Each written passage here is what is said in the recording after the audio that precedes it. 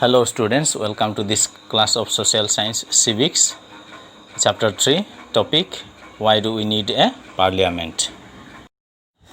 In the last class, we had started the role of the parliament, and under the role of the parliament, there are various functions that the parliament had to perform, like to select the national government, to control, guide and inform the government, and to make laws.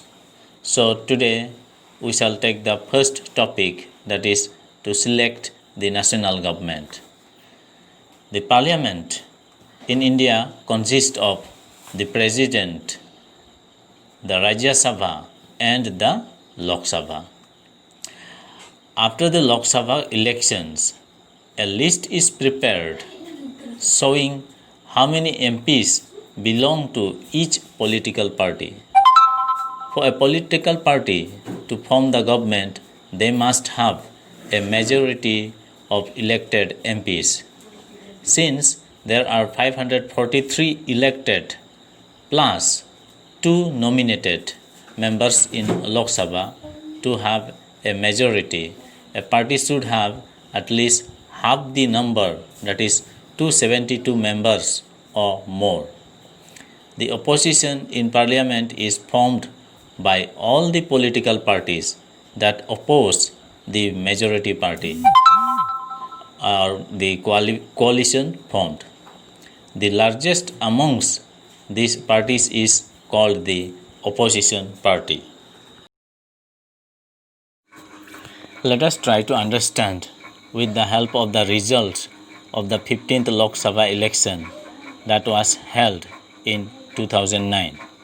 Here on the left side of the table you can see the list of political parties, both national and regional, that participated in the Lok Sabha election. And on the right side you can see the number of MPs who won from different political parties. Now the question comes as to who will form the government. As we have just learned that for a political party to form the government, they must have a majority of elected MPs. That is, they should have at least half the number, that is 272 members or more. But here we don't find any political party who have won more than half of the total seats. But we can see that Indian National Congress has won the highest number of seats in this election with a total of 206 seats. So in order to form the government, the Congress needs to get some more seats by seeking support from other political parties in order to form the government. And this type of government is called the coalition government.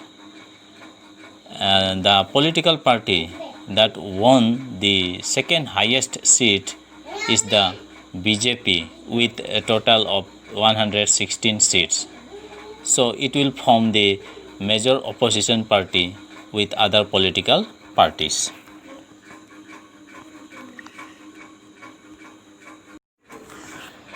Next topic is to select the executive. So one of the most important function of the Lok Sabha is to select the executive. Now who are the executive? The executive, as you read in chapter 1, is a group of persons who work together to implement the laws made by the parliament. This executive is often what we have in mind when we use the term government. So the Prime Minister of India is the leader of the ruling party in the Lok Sabha.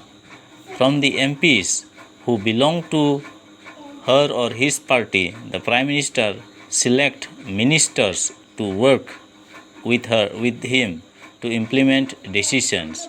These ministers then take charge of different areas of government functioning like health, education, finance, etc.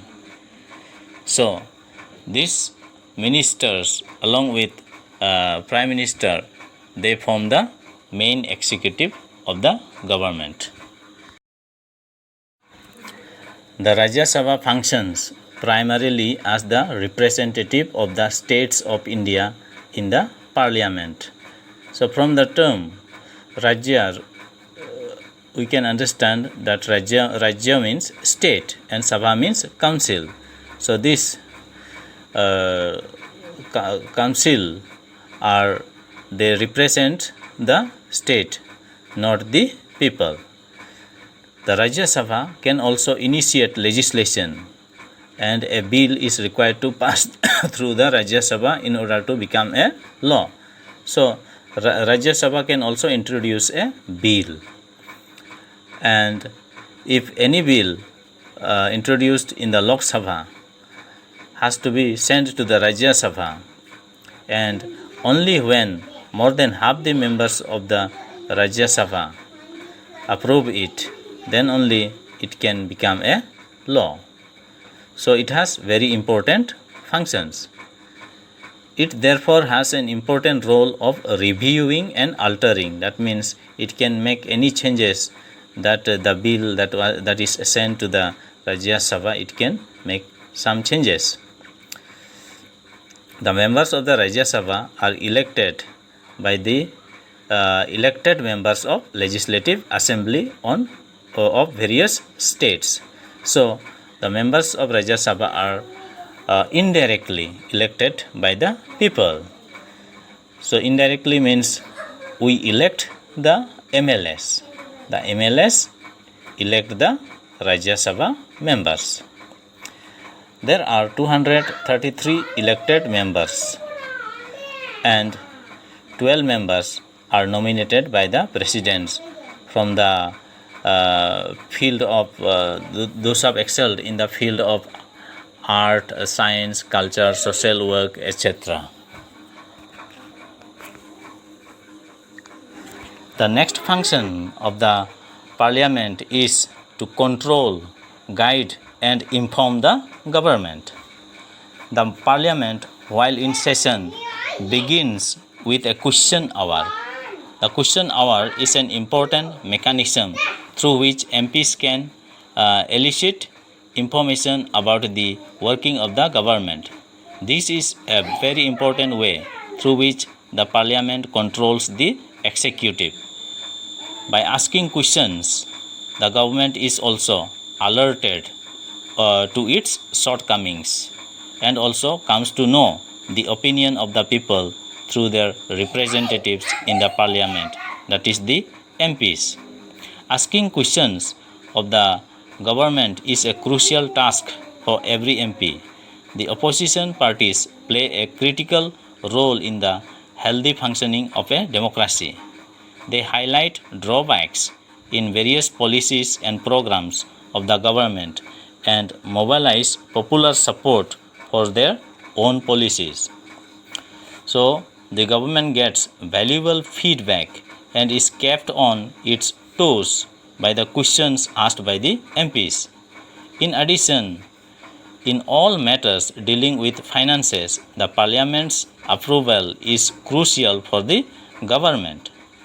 This is one of the several ways in which the parliament controls, guides and informs the government.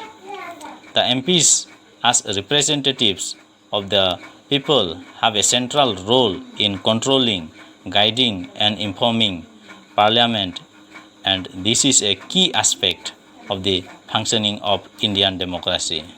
So dear students, that's all for today. Please read the whole chapter. You will understand better. Thank you and have a wonderful day ahead.